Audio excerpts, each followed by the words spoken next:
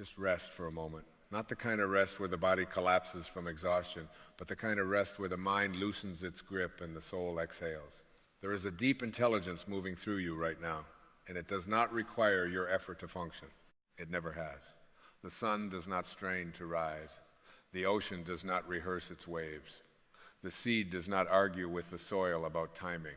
And yet, here we are, taught to believe that if we do not push, plan, worry, and control every detail, life will somehow forget us. That belief is the source of so much fatigue, not just in the muscles, but in the spirit. I want you to consider gently and honestly how much of your life has been lived in resistance. Resistance to what is. Resistance to the present moment. Resistance to uncertainty. Resistance to the idea that something greater than your ego might be orchestrating events with far more precision and love than you could ever manage on your own. We are conditioned to believe that control equals safety, that vigilance equals responsibility, that letting go is dangerous.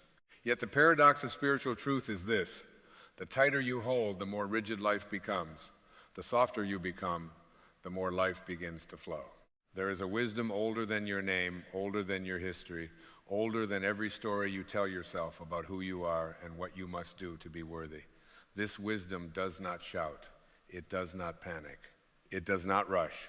It waits patiently beneath the noise of the ego, beneath the endless commentary of the mind that says, not yet, not enough, try harder, fix this, control that. When you learn to rest, truly rest, you begin to hear it again. And what it whispers may shock you, because it has nothing to do with struggle. You have been taught, implicitly and explicitly, that progress comes through force, that success comes through sacrifice of inner peace, that love must be earned, that security must be chased, that God, or life, or the universe, responds to effort more than alignment. But look around at the natural world. Everything that grows does so through cooperation, not coercion. The flower does not pull itself open. It relaxes into the sun. The bird does not calculate the physics of flight. It trusts the air to hold it. And you, too, were designed to be held. Rest is not laziness. Rest is remembrance. It is the remembering of who you were before you were taught to doubt yourself, before you learned to equate your value with productivity, before you began measuring your life against imagined futures and regretted past. When you rest inwardly, you step out of psychological time. You leave the endless loop of, when this happens, then I'll be at peace, and you discover something astonishing. Peace was never waiting for conditions to change. It was waiting for you to stop arguing with now. So much of your suffering has come from believing that you are separate from the source of life, that you are a small, isolated self navigating a hostile or indifferent universe. But this is an illusion of the ego, and the ego survives by keeping you busy, worried, and distracted. It tells you that stillness is dangerous because in stillness, the ego dissolves. In stillness, you remember that you are not a fragment trying to survive. You are an expression of the whole, temporarily playing a role, learning, expanding, and awakening. When you release control, you are not giving up responsibility. You are giving up the false belief that you were ever in charge of the universe to begin with. There is an immense relief in admitting this. You stop trying to manage outcomes and start tending to alignment. You stop asking, how do I make this happen? And begin asking, how do I become receptive to what is already trying to reach me? This is where life begins to move in ways that can truly shock you. Not because it becomes chaotic, but because it becomes graceful. Think of all the moments in your life when something worked out, not because you forced it, but because you stopped interfering. A conversation that healed itself when you softened. An opportunity that appeared after you let go of desperation. A solution that emerged in the shower, on a walk, in silence, when you were no longer pushing your mind like a clenched fist. These are not coincidences. They are demonstrations of a law as reliable as gravity. When you align with trust, life responds with support. You are not here to wrestle reality into submission. You are here to cooperate with it. And cooperation begins with inner stillness. Stillness is not the absence of movement, it is the absence of resistance. It is the quiet confidence that says, I don't need to know every step to take the next one. It is the willingness to be guided rather than driven. When you rest in this way, you create space for intelligence far greater than personal willpower to operate through you. The ego wants guarantees. It wants timelines. It wants proof before trust. The soul works the other way around. The soul says, trust first, and the path will reveal itself. This is why what you are waiting for does not arrive through struggle. Struggle is the language of mistrust. Alignment is the language of faith, not blind faith, but experiential faith, rooted in the understanding that you are part of something benevolent, intelligent, and responsive. There is a difference between effort and strain. Effort aligned with purpose feels energizing. Strain born of fear feels exhausting.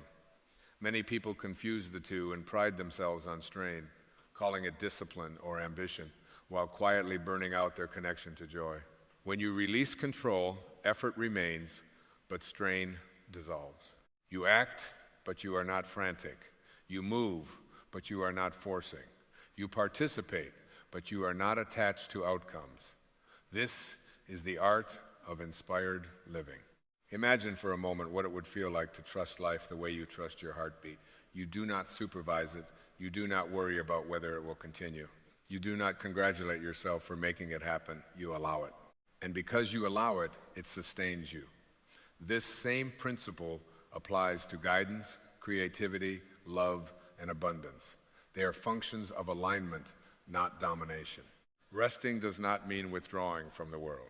It means withdrawing from the illusion that the world must conform to your fears in order for you to be okay. When you let go of control, you discover an inner anchor that is not dependent on circumstances. From this anchor, you can engage fully with life, respond intelligently to challenges, and still remain rooted in peace. This is not passivity, it is mastery. There is something profoundly humbling and liberating about admitting, I don't know what's next, and that's okay. In that admission, you step out of the ego's tyranny and into the soul's wisdom. The ego thrives on prediction because prediction gives it the illusion of safety. The soul thrives on presence because presence is where power actually lives.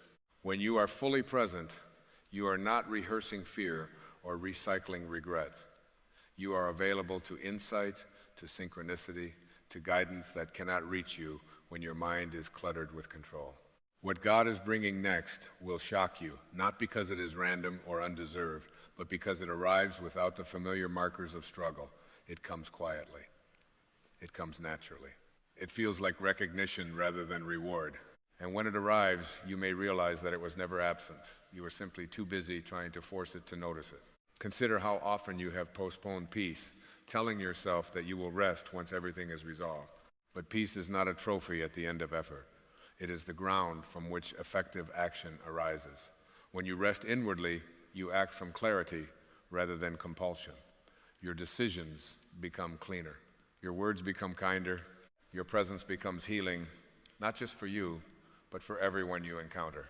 The greatest gift you can give yourself is permission to stop striving for worthiness. You are already enough, not because you have achieved something, but because you exist. The idea that you must earn your right to be at peace is one of the most persistent and damaging myths of the ego. Peace is your natural state. Struggle is learned. Control is conditioned. Rest is a return. When you release control, you may notice fear arise. This is natural. The ego equates control with survival, but stay with the fear without obeying it. Let it pass like a cloud. Beneath it is a deeper knowing, a quiet assurance that you are supported. Each time you choose trust over tension, you weaken the ego's grip and strengthen your connection to inner guidance. Alignment does not mean that life will be free of challenges. It means that challenges will no longer define you. They become information rather than identity. You stop asking, why is this happening to me? And begin asking, what is this inviting me to learn or release? From this perspective, even difficulty becomes a teacher rather than an enemy. Resting is an act of courage in a culture addicted to busyness. It is a declaration that your worth is not measured by exhaustion. It is a quiet rebellion against the belief that you must constantly prove yourself. When you rest, you model a different way of being, one rooted in trust, presence, and respect for the intelligence that moves through all things. There is a moment, often subtle, when you feel the shift, the mind loosens, the breath deepens, the need to control softens. In that moment, you may feel a sense of being carried, as if life itself has stepped forward and said, I've got this. That moment is not imaginary. It is a direct experience of alignment. And from that space, life begins to rearrange itself in ways that feel almost miraculous, not because the laws of reality have changed, but because you have stopped resisting them. You were not meant to navigate existence as a constant problem to be solved. You were meant to participate in it as a mystery to be lived. Mystery does not ask for control, it asks for presence. It asks for humility, it asks for trust. When you answer with rest, you open the door to a level of guidance that the striving mind can never access. So just rest, not someday, not when everything is figured out. Now, rest in the awareness that you are held. Rest in the knowing that your value is intrinsic. Rest in the understanding that life is not withholding from you, it is responding to you. And as you release the habit of control, watch carefully, because what unfolds next may shock you, not with drama, but with grace, with simplicity, and with a quiet certainty that you have finally remembered who you are and how life was always meant to move through you. And as you remain here in this gentle unfolding, notice how nothing is being demanded of you in this moment. Life is not asking you to perform, to impress, to justify your existence. It is simply asking you to be present. This is where the deepest healing begins, not in fixing what you think is broken, but in recognizing that beneath the layers of tension, expectation, and fear, there has always been a quiet wholeness waiting for your attention. You do not heal by attacking yourself into improvement. You heal by remembering your original innocence, your innate alignment with the intelligence that breathes galaxies into being without effort. The mind may resist this simplicity. It may say, surely it can't be this easy. But the mind has been trained to equate complexity with importance, struggle with value. The soul knows better. The soul understands that truth is often simple, and simplicity feels threatening only to a mind that has forgotten how to trust. When you rest, you step out of the noise of conditioned thinking and into the clarity of direct knowing. You begin to feel guidance instead of chasing it. You sense timing instead of forcing outcomes. You become receptive rather than reactive.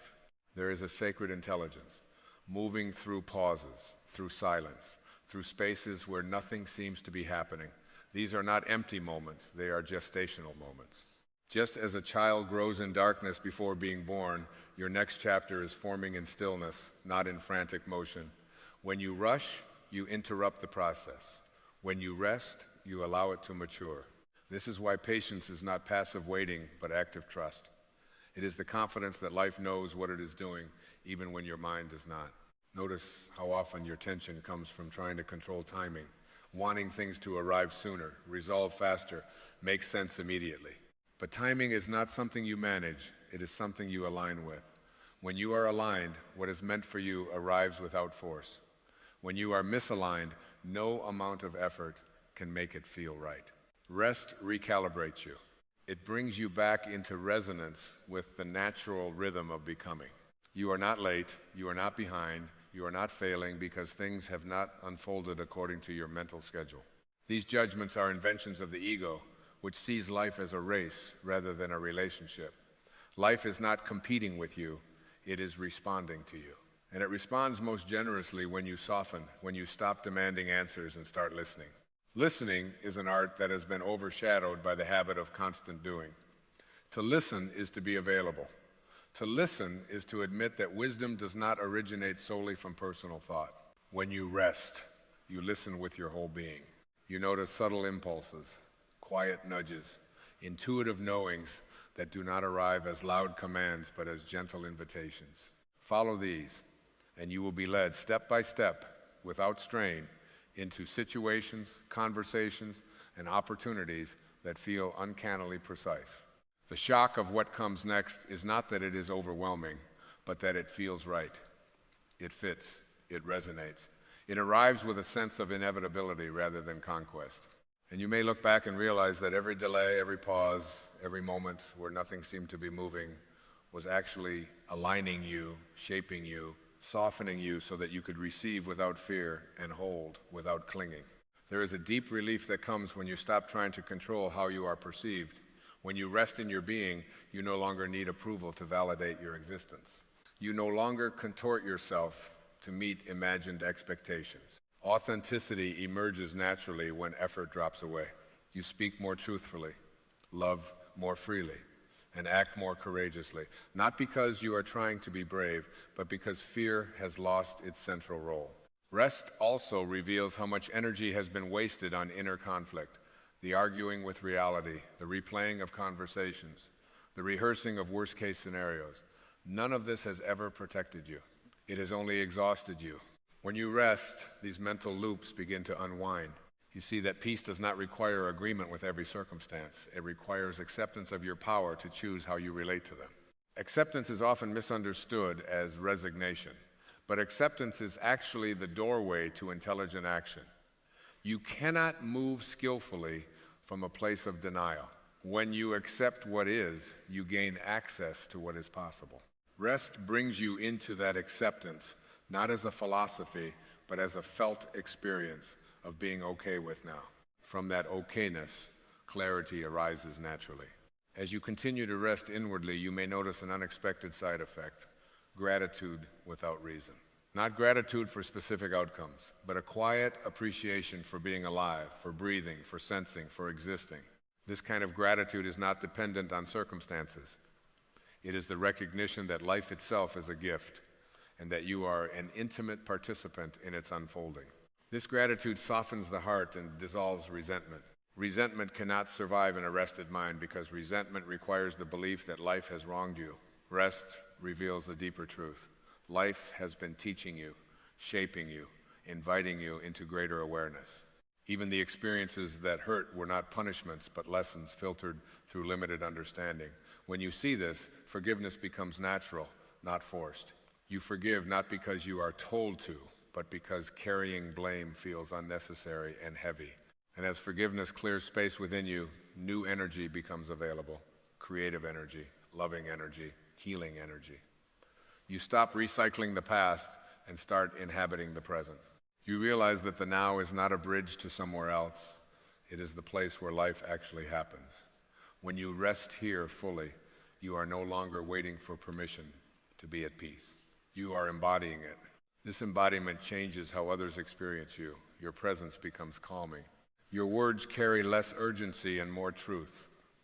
You listen more deeply. You react less defensively. Without trying to be an example, you become one. And this is one of the quiet miracles of alignment. As you heal, you give others permission to heal too. There will still be moments when the old habits return, when the mind tightens and reaches for control. This is not failure. It is simply conditioning resurfacing. Greet these moments with kindness rather than judgment. Rest again. Each time you choose rest over resistance, you strengthen a new way of being. Over time, it becomes familiar. Trust becomes your default. Stillness becomes your refuge. Presence becomes your home. And then, almost without warning, you notice that life has shifted. Not dramatically, not loudly, but decisively. Doors open that you were no longer pushing against. Relationships clarify. Opportunities align with your values rather than your fears. You feel guided rather than driven. Supported rather than pressured. This is not because you finally got everything right, but because you stopped fighting the current that was always carrying you forward. Just rest. Let this be more than words. Let it be a practice, a returning, a remembering. Rest in the truth that you are not alone in this unfolding. Rest in the knowing that the same intelligence that turns seeds into forests is at work in your life. And as you continue to release control, stay open, because what emerges next may not only shock you, it may finally feel like home. And in this quiet continuation, something subtle but profound begins to happen. You start to notice that the need to arrive somewhere else starts to fade. The future loosens its grip on your attention. The past releases its claim on your energy. What remains is a simple, steady awareness that you are here and that here is sufficient. This is not complacency, it is grounding. It is the realization that life is not withholding meaning until you reach a milestone. Meaning is available now, in the breath you are taking, in the awareness noticing these words, in the stillness that follows a sincere exhale. There is a sacred humility in resting, because it requires you to admit that you do not have to orchestrate every outcome to be safe or fulfilled. This humility is not weakness, it is alignment with reality. The universe has been practicing balance for billions of years without consulting your worries. When you rest, you stop competing with that intelligence and begin cooperating with it. You move from being a manager of life to a participant in it. As this cooperation deepens, you may feel a gentle reorientation of desire itself. What once felt urgent may begin to feel optional. What once felt essential may quietly fall away. This is not loss, it is refinement. When you are no longer driven by fear, your desires begin to reflect your true nature rather than your conditioning. You want what nourishes rather than what distracts. You choose what aligns rather than what impresses. Life simplifies, not because it shrinks, but because it becomes coherent. Notice how much of your previous striving was fueled by the question, what if? What if I fail? What if I miss my chance? What if I'm not enough? Rest dissolves these questions not by answering them, but by revealing that they were never the right questions to begin with. The deeper inquiry is, who am I when I stop asking these questions? And in that inquiry, you discover a presence that does not depend on outcomes for its sense of worth. This presence is steady. It does not fluctuate with praise or criticism. It does not inflate with success or collapse with disappointment. It is the observer behind the experience, the awareness in which all experiences arise and dissolve. When you rest into this awareness, you are no longer tossed around by the surface waves of life. You feel the depth beneath them. You realize that storms can occur without disturbing the ocean floor. From this depth, action becomes clean. You still make plans, but you are not attached to them. You still set intentions, but you are not rigid about how they must unfold. You still care deeply, but you are not consumed by anxiety. This is the balance the ego cannot comprehend, engaged without being entangled, committed without being constricted, devoted without being desperate. There is a quiet joy that begins to emerge here. Not the excitement of anticipation, but the contentment of belonging. You feel at home in your own being. You no longer need constant stimulation to feel alive. Silence becomes nourishing. Simplicity becomes satisfying. You realize that much of what you were chasing was an attempt to feel what is now naturally present. And as this joy stabilizes, generosity flows effortlessly.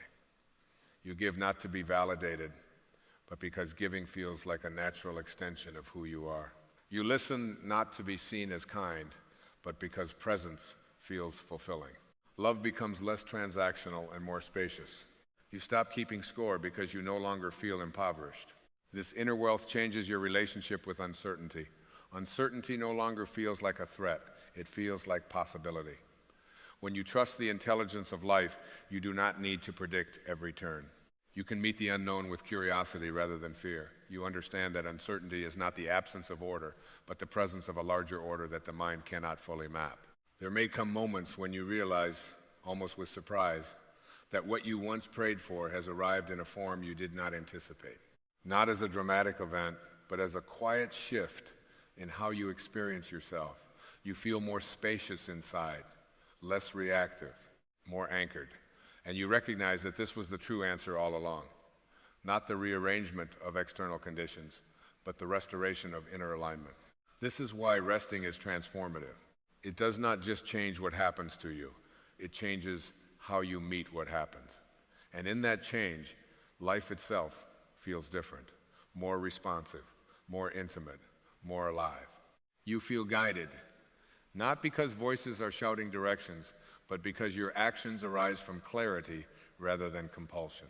As you continue to rest, trust deepens into something even more stable, knowing, not knowing as information, but knowing as embodied certainty. A quiet confidence that whatever unfolds, you will meet it with presence. That whatever arises, you have access to wisdom beyond thought. That whatever shifts, you are not losing yourself because you have found something within you that does not come and go. And from this knowing, gratitude returns again, deeper and steadier than before. Gratitude for the pauses that protected you, for the delays that aligned you, for the moments of confusion that loosened your attachment to false certainty. You see now that nothing was wasted. Everything was instructive. Everything was shaping you toward this remembering. So you remain here, resting, not waiting for life to begin, but recognizing that it has been happening all along. You feel the current beneath your feet, steady and reliable. You allow yourself to be carried without surrendering awareness. You participate without clinging. You trust without closing your eyes. And in this state, life does what it has always been ready to do. It moves, it opens, it reveals, not through force, not through struggle, but through alignment. And what unfolds next may not announce itself with noise or spectacle, but it will feel unmistakably right, like a long exhale after years of holding your breath, like remembering a truth you never actually forgot, only temporarily set aside. Just rest. Stay here. Let the intelligence that created you continue its work through you. There is nothing you need to add to yourself to be worthy of what is coming. There is nothing you need to control to deserve support. There is only this gentle, ongoing invitation to trust, to align, and to allow life to move you forward in ways that feel not only surprising, but deeply, profoundly, and unmistakably true. There is a quiet invitation being extended to you in every single moment of your life. An invitation so subtle that the mind often talks right over it, so gentle that it is drowned out by the constant commentary running through your head, yet so powerful that if you were to accept it even briefly, your entire experience of being alive would begin to transform. That invitation is not asking you to become someone new, not asking you to acquire more knowledge, not asking you to fix or improve yourself. It is simply inviting you to step out of the relentless habit of thinking and to rest, even for a moment, in the simple awareness of being. This is the freedom of not thinking, and it is not a rejection of intelligence or reason, but a return to the deeper intelligence that animates life itself. Most of us have been trained from the earliest days of our lives to believe that our thoughts are who we are. We say, "my thoughts," yet we live as though they own us.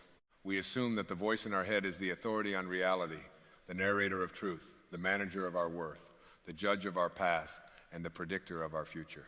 That voice wakes up with us in the morning and follows us to bed at night, commenting, comparing, worrying, replaying, rehearsing, analyzing, and judging. And because it has been there for so long, we mistake it for ourselves.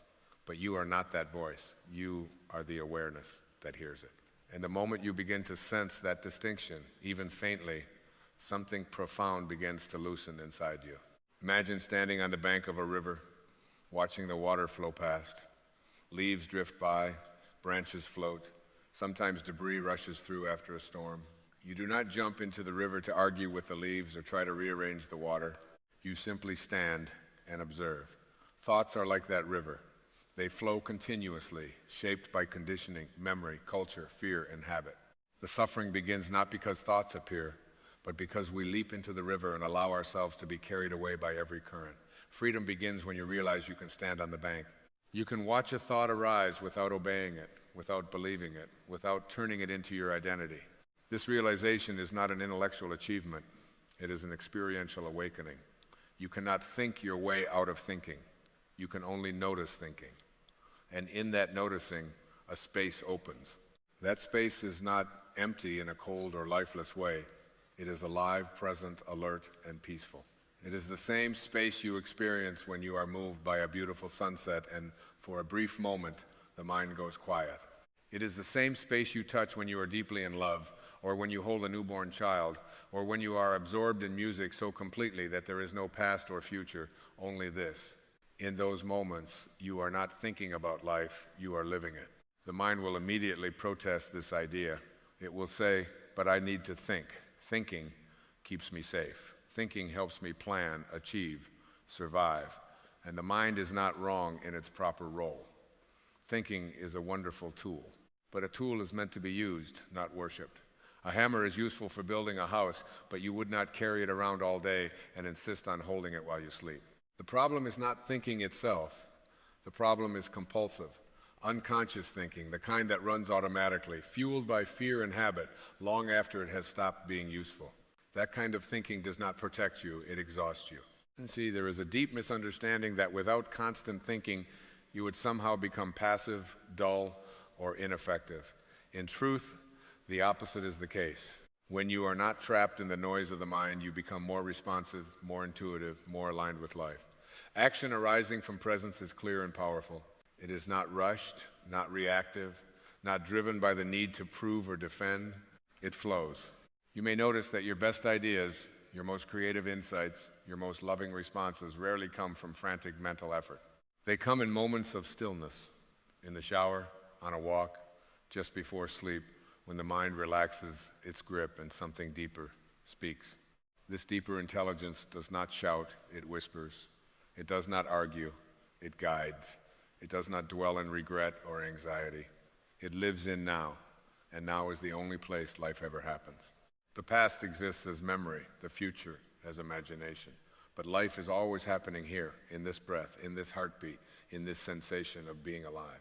When your attention is constantly pulled into thoughts about what was or what might be, you miss the only moment that has the power to heal you. Presence is not something you achieve, it is something you remember. Notice how the mind loves to tell stories about you. Stories about what you should have done, what you failed at, what others think of you, what might go wrong, what you need to become before you are worthy of peace. These stories feel very convincing, especially when they are repeated over years. But they are still just stories. You were not born with them. A newborn does not lie awake at night worrying about being enough. A child does not need to be taught how to be present. It needs to be taught how to stop being present. The natural state is awareness, curiosity, aliveness. The layers of mental noise are learned, and what is learned can be unlearned. One of the most liberating insights you can have is this: you do not have to believe every thought you think. This simple realization can feel revolutionary. A thought arises, I'm not good enough. I always mess things up. Something bad is going to happen. Instead of following it, feeding it, defending it, you pause and notice it. You see it as an event in consciousness, not a command. And in that pause, the thought begins to lose its power. It is like a cloud passing through the sky. The sky does not panic when clouds appear. It does not chase them away. It remains vast, open, untouched. You are that sky. The ego, which is nothing more than identification with thought, thrives on constant activity. It needs problems to solve, enemies to fight, identities to defend. It defines itself through separation, me versus you, right versus wrong, success versus failure. When thinking slows down, the ego feels threatened because it cannot survive without its stories. That is why stillness can feel uncomfortable at first. The mind may rush in to fill the silence, to regain control. But if you stay gently present without forcing anything, a deeper peace begins to emerge. This peace is not dependent on circumstances. It does not require life to be a certain way. It is your natural state beneath the noise. You may notice that when you are not thinking, even briefly, there is a sense of ease in the body. The shoulders drop, the breath deepens.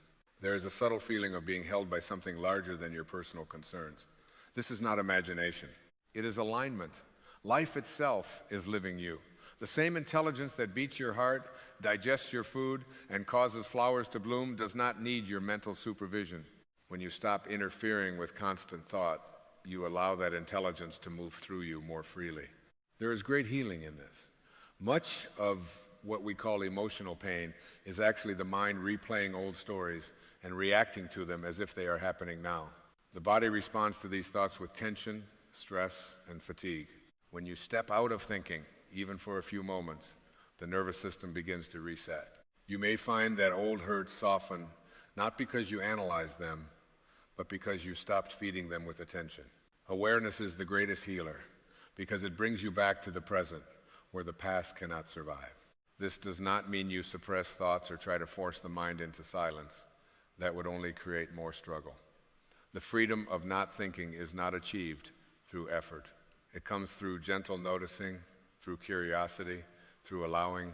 When a thought arises, you can silently say, there is a thought. Not my thought, not me, just a thought. That small shift creates distance. And in that distance, freedom grows. As this awareness deepens, you may begin to sense that there is something sacred about simply being here. Walking becomes walking. Eating becomes eating. Listening becomes listening. Life loses some of its mental filters and regains its freshness. Colors seem brighter. Sounds feel clearer. Ordinary moments take on a quiet richness. This is not because the world has changed, but because you are no longer looking at it through the constant lens of thought. You are experiencing it directly. There is a profound humility in this state. You realize that you do not need to control everything. You do not need to have all the answers. You do not need to constantly define yourself. You can rest in not knowing. And in that not knowing, there is peace. The mind seeks certainty, but the soul is comfortable with mystery. When you stop thinking compulsively, you step into that mystery, not as something to be solved, but as something to be lived. You may still think.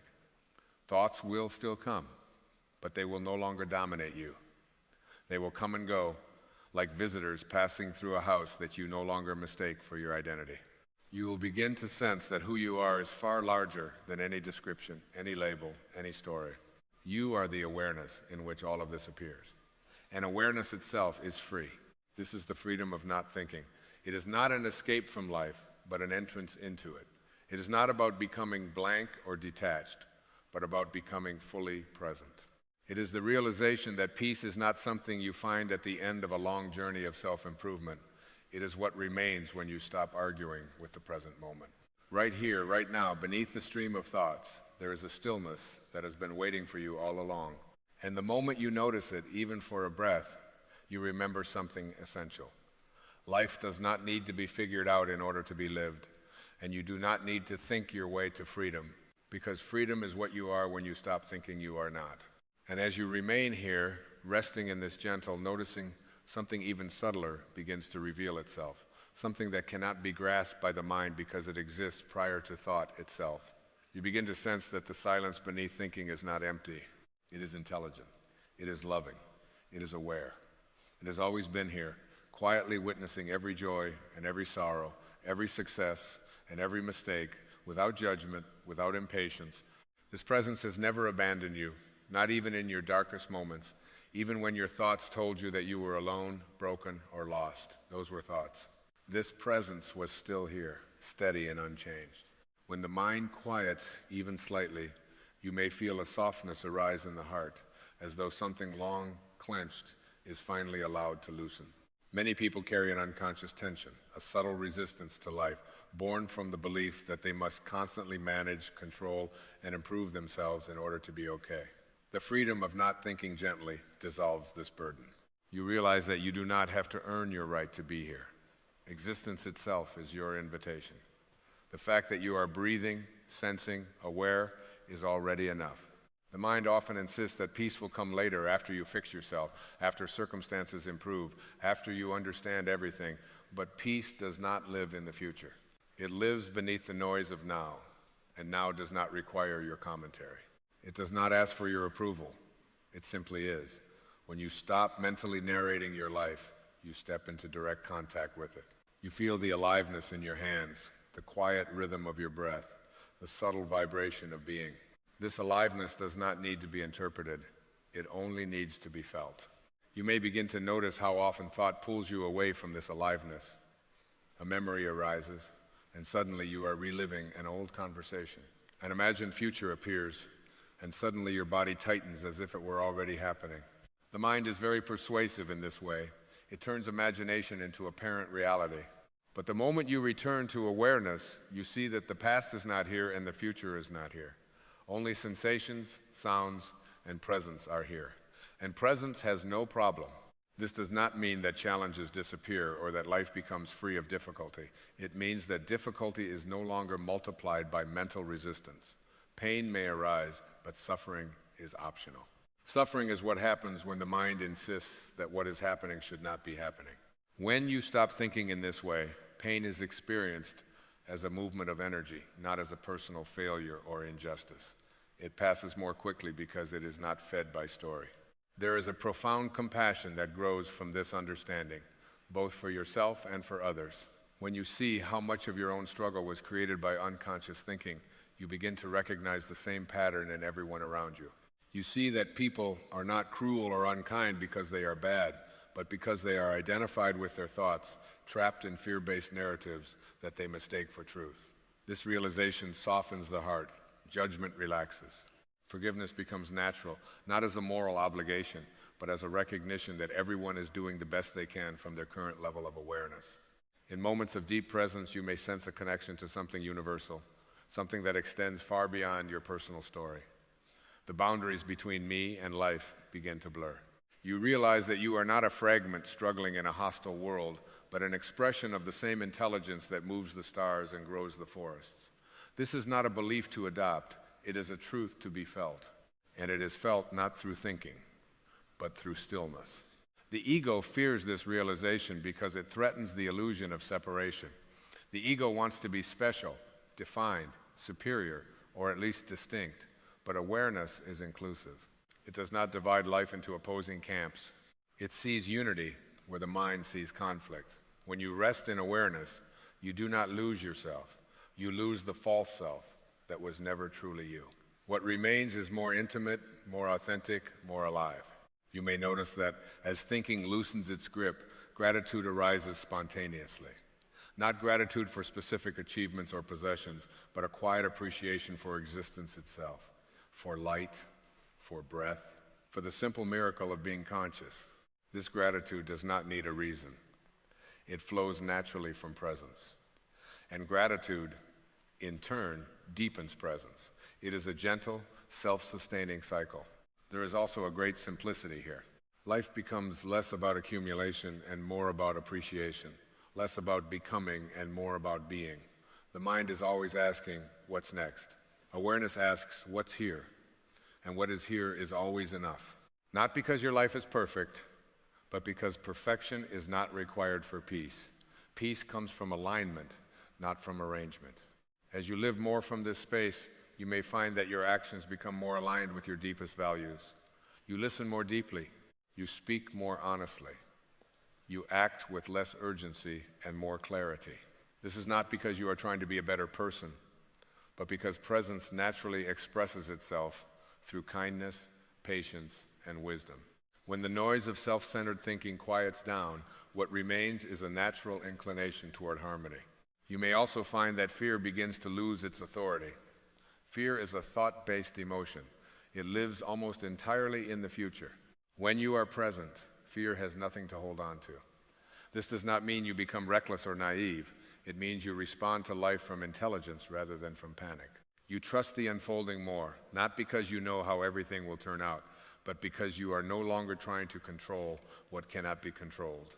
The freedom of not thinking does not remove you from the world. It roots you more deeply in it. You still engage, still create, still love, still face challenges. But you do so without the constant inner resistance that drains so much energy. You move with life instead of against it. And in doing so, you discover a strength that is quiet, steady, and resilient. Perhaps the greatest gift of this freedom is the realization that nothing essential is missing from this moment. The mind may still argue otherwise. It may say you need more time, more money, more validation, more certainty. But awareness sees through this. It recognizes that the longing created by thought can never be satisfied by external conditions. Only presence satisfies, because presence reveals what was always whole. And so you return again and again, not as a practice to perfect, but as a remembering. You notice the breath, you feel the body, you listen to the sounds around you. You allow thoughts to come and go without following them. Each return is an act of kindness toward yourself. Each return is a quiet declaration of freedom. In this freedom, life becomes less of a problem to solve and more of a mystery to experience. You stop asking life to conform to your ideas and begin allowing it to surprise you. And in that openness, something miraculous happens. You realize that peace was never hiding in some distant future. It has been here all along, patiently waiting beneath the stream of thoughts, ready to be discovered the moment you stop trying to think your way into it and simply allow yourself to be. And as this realization settles more deeply, you may begin to notice something astonishingly gentle and profoundly reassuring. Life does not rush you. The urgency you once felt, the pressure to figure everything out right now, the sense that time was slipping through your fingers, was never coming from life itself. It was coming from thought. When thinking loosens, time softens, moments widen. There is space to breathe, to feel, to simply arrive where you already are. You are no longer chasing the next moment in order to escape this one. This moment becomes sufficient. In this sufficiency, a quiet trust begins to grow. Not blind optimism, not denial, but trust rooted in direct experience. You notice that when you are present, life supports you in ways the mind could never predict. Conversations unfold naturally. Solutions appear without strain. Opportunities emerge not because you forced them, but because you were receptive. This trust is not something you decide to have. It arises when you stop interfering with the natural flow of intelligence that has been guiding you since before you could think a single thought. You may recall times in your life when things seemed to fall into place effortlessly, when you were in the flow, when you felt guided, inspired, aligned. Those moments were not accidents. They were glimpses of what happens when thinking steps aside and allows being to lead. The tragedy is not that these moments are rare. The tragedy is that we learn to believe they were exceptions, instead of recognizing them as our natural state. The mind is very clever at convincing you that its constant activity is necessary. It will say, if I don't worry, I won't be prepared. If I don't analyze, I'll make mistakes. If I don't judge, I'll be taken advantage of. But notice how often worry fails to prevent what it fears, how often overthinking creates confusion instead of clarity, how judgment separates you from others and from yourself. Presence, on the other hand, does not leave you unprotected. It leaves you responsive. And responsiveness is far more powerful than reaction. As you rest more frequently in this space of not thinking, you may begin to sense a subtle joy that is not tied to any particular circumstance. It is not excitement, which depends on novelty. It is not pleasure, which depends on stimulation. It is a quiet joy, a contentment that hums softly beneath experience, like a background music you had forgotten was playing. This joy is not dramatic. It does not announce itself. But once you notice it, you realize it has been there all along, waiting for the noise to die down. This joy comes from alignment with what is. When you stop arguing with the present moment, life stops feeling like a battle. You may still take action to change circumstances, but you do so without inner hostility. There is a difference between acting from resistance and acting from clarity. Resistance says this shouldn't be happening. Clarity says this is happening. What is the most loving, intelligent response now? The second question arises naturally when thinking relaxes and awareness leads. There is also a deep sense of intimacy that emerges in this state. You feel closer to people, not because you know more about them, but because you are more present with them. You listen without preparing your response. You look without labeling. You feel without needing to explain. This kind of presence is rare in a world addicted to distraction, and it is profoundly healing. When someone feels truly seen and heard, without judgment or agenda, something inside them relaxes. And the same is true for you. You may begin to see that love itself does not come from thinking. Love is a state of presence. The more you are trapped in thought, the more conditional love becomes based on expectations, roles, agreements, and fears. When you step out of thinking, love becomes simpler. It is no longer something you do, it is something you are. It flows naturally, without calculation, without effort. It is expressed in patience, in gentleness, in understanding, in the willingness to let others be as they are. There may still be moments when the mind pulls you back into old patterns. This is not a failure. It is part of the unfolding. Awareness does not demand perfection. It only asks for honesty. When you notice that you have been lost in thought, you do not scold yourself, you simply return. This return is the practice. This return is the path. And each return strengthens your familiarity with presence until it becomes less of a destination and more of a home. Over time, you may notice that your identity begins to shift.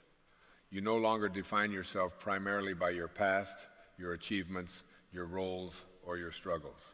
Those things may still be part of your story, but they no longer define your essence. You sense yourself as the awareness that has been here through all of it, unchanged by success or failure, untouched by praise or blame. This recognition brings a deep stability. You are less shaken by external events because you are no longer seeking yourself in them. In this stability, courage arises. Not the loud, forceful kind of courage that pushes against fear, but a quiet courage that comes from knowing you are more than any outcome. You are willing to be vulnerable. You are willing to be honest. You are willing to let go of what no longer serves you, even when the mind resists. This courage is not reckless, it is rooted. It comes from the understanding that you cannot lose what you truly are. As thinking quiets, the question, who am I, begins to dissolve, not because it has been answered conceptually, but because it is no longer needed. You know who you are by being. You are the space in which life unfolds. You are the stillness beneath movement. You are the awareness that allows experience to be experienced. This is not an idea to hold on to. It is a truth to rest in. And from this resting, life continues ordinary, beautiful, sometimes challenging, always alive. You still wake up in the morning. You still go about your day. You still encounter joy and sorrow. But there is a fundamental shift in how you meet these experiences. You meet them from presence, not from fear, from openness, not from resistance, from trust, not from control. This is the freedom of not thinking, not the absence of thought, but freedom from its tyranny. Freedom to experience life directly, without constant interpretation. Freedom to feel deeply, without being overwhelmed. Freedom to act wisely, without being driven by anxiety. Freedom to simply be here and now, as life expresses itself through you. And in this freedom, you may come to see that what you were searching for was never hidden. It was only obscured by noise. The moment you stop trying to grasp life with thought, life opens itself to you. Fresh, alive, unfiltered, just as it has always been.